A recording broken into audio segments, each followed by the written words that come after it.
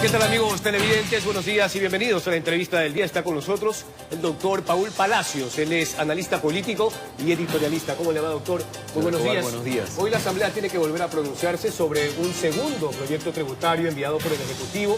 Hay aspectos que se lograron superar, sin embargo, por otro lado, aún se cuestiona la aplicación de un impuesto a los consumos especiales en un 10% a los celulares y también la contribución de las empresas que vendan más de $1 millón al año con una tasa que puede ir desde el 0.1 hasta el 0.2%. Bueno, el tamaño del déficit fiscal que enfrentamos para el año 2020 es de aproximadamente 3.500 millones de dólares. Y lo que este proyecto pretende recaudar es un poco más de 500 millones de dólares, de manera que la séptima parte del déficit fiscal implican parte de las medidas que usted está anunciando. Creo que si el gobierno no hace otra cosa, vamos a seguir en el tema del endeudamiento, y el endeudamiento nos va a terminar rompiendo el modelo monetario que tenemos. Tal ha sido el problema que hace poco tuvo que generar una nueva emisión por $2.000 millones a nivel interno, porque se estaban venciendo bonos que están de alguna manera pendientes, y los acreedores, el IES, también hay dinero pendiente con los GATS. Para ello, estas operaciones también son una alternativa. Sí, mire, en el año 2009 Zimbabue se vio forzado a dolarizar, porque la economía había llegado a un nivel de colapso con su nivel de precios. La inflación era casi del 100.000% anual. En este año, Zimbabue se ve forzado a desdolarizar porque no tomó medidas fiscales, de orden fiscal en su país. Y lo que hizo Zimbabue para llegar a donde está fue precisamente emitir bonos de deuda interna en un momento en que los bonos estaban denominados en dólares. Sin embargo, el pago de los bonos tarde o temprano lo hace alguien, en este caso el gobierno, y no hubo los recursos para pagar esos bonos. El Ecuador está yendo en una ruta peligrosa, que es la ruta de patear la pelota. El problema es que la pelota no llega lo suficientemente lejos, la pelota nos va a caer cerca. Y tenemos que tomar medidas fiscales que permitan ajustar el déficit. O bajamos el gasto o disminuimos los subsidios. Este país tiene subsidios totales por alrededor de 6.500 millones de dólares. Eso no es viable. Ahora, usted hablaba de la necesidad por un déficit que no es corto, que no es pequeño, pero parecería que toda la carga va hacia el sector privado, a la clase media. ¿Cuál es el sacrificio que está haciendo el Estado desde las arcas fiscales? Al final del día, la sociedad tiene que pagar sus gastos. El problema es la calidad de gasto. El problema hoy es que se está enviando una ley que se aprobará seguramente y que va a recaudar una cantidad de recursos y que hará menos competitivo a un sector de la economía. Pero tendrá que progresivamente enviar más leyes para recaudar más y hacer menos competitivo al sector productivo que de alguna manera sostiene el país. El problema no va por ahí, el problema va por calidad de gasto. Si nosotros no resolvemos el tema de calidad de gasto dentro del país, no importa cuánto tiempo pase, seguiremos enviando leyes que sigan quitándole competitividad al sector productivo. La calentura no está en las sábanas. La calentura no está en las sábanas. Para citarle solo un ejemplo, son 4.500 millones de subsidios a los combustibles. Una parte de esos subsidios siguen beneficiando a quienes más poder económico tienen, siguen beneficiando a nuestros vecinos Colombia y Perú, y siguen beneficiando a actividades delictivas. Solamente en el caso de los combustibles. Hay otro tipo de subsidios relacionados con la seguridad social que en algún momento también tendrán que resolverse. Antes de pasar al tema de los subsidios, el gobierno en un principio generó, por ejemplo, disposiciones para que se disminuyan los sueldos en un 10% de los cargos jerárquicos superiores. Ahora se está planteando un techo para los presupuestos de las empresas públicas, que son un total de 21 empresas. ¿Eso alcanza o no? No, a ver, eso no resuelve el problema, porque el problema de los techos, en este caso y en el caso de las empresas públicas, termina siendo una cantidad pequeña. El Estado ecuatoriano no puede administrar empresas cuya estructura de administración terminará siendo poco eficiente.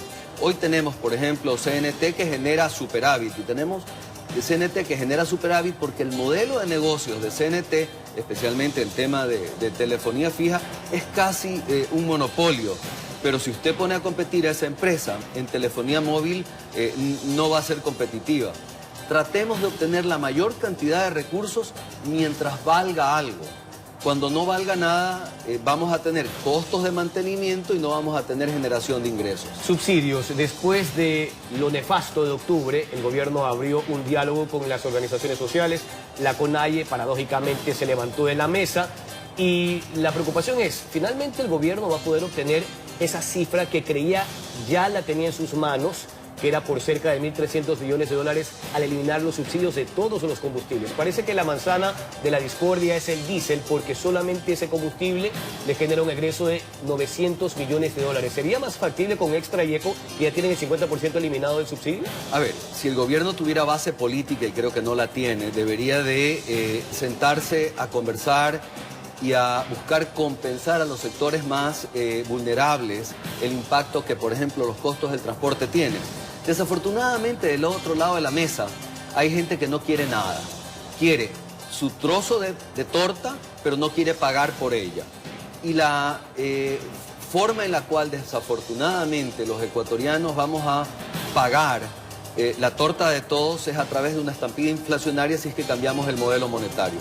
El gobierno todavía tiene un año y algo más en el ejercicio del poder. Debería hacer todo el esfuerzo para evidenciar aquellos grupos de la sociedad que no están dispuestos a aceptar su parte de la responsabilidad que implica un diálogo. Pero también tiene que dar muestras de calidad de gasto.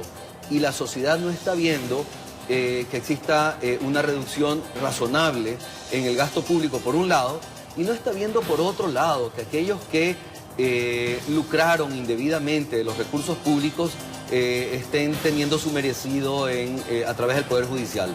Desde su criterio, ¿dónde falta el ajuste casa adentro, el gasto público? ¿Dónde se puede atacar este problema para que se pueda equilibrar? Por un lado, un proyecto tributario que sí pida un sacrificio desde los contribuyentes, a la empresa privada, a la clase media, pero que también desde el gobierno exista la misma filosofía. Creo que hay tres aspectos fundamentales. Primero, en la formación bruta de capital fijo, es decir, en la inversión pública, evidentemente hay una plaga enorme de corrupción. Y el gobierno tiene, tal vez con la ayuda de organismos internacionales, buscar la forma en la que se pueda reducir esto de aquí.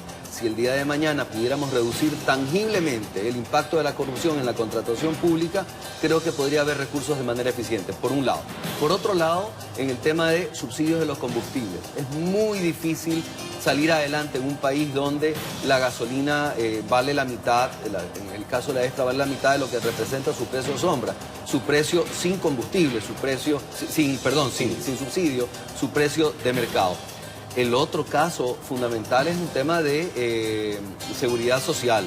Todo el ahorro fiscal del año 2019 se fue a la seguridad social.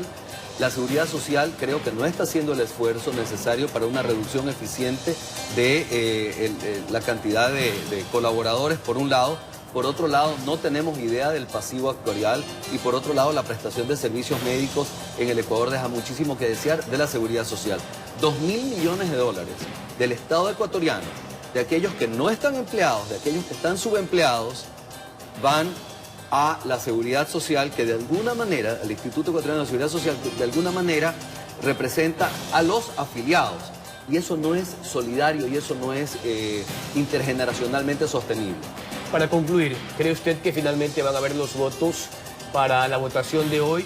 ¿Podríamos interpretar que los 10 votos en la Comisión de lo Económico que le dieron luz verde a este informe se van a traducir en el Pleno?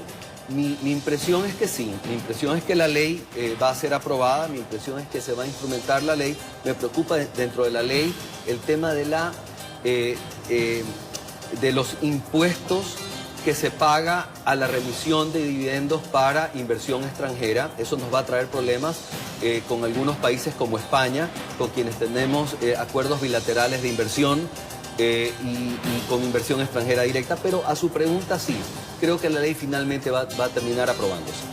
Más aún cuando se disminuyó progresiva y sustancialmente el número de articulados, se separaron los cuerpos porque habían metido en principio el Código monetario y financiero, también la ley de finanzas públicas. Creo que eso exponía al Estado ecuatoriano a una demanda de inconstitucionalidad respecto de esa ley y respecto de el articulado, si se hubiera aprobado, generar un caos de orden jurídico. Muchas gracias, doctor. Era el doctor Paul Palacios, analista político y editorialista, sobre la aprobación del proyecto tributario que hoy debe de darse en la Asamblea Nacional. Muchas gracias por su atención. Buen día.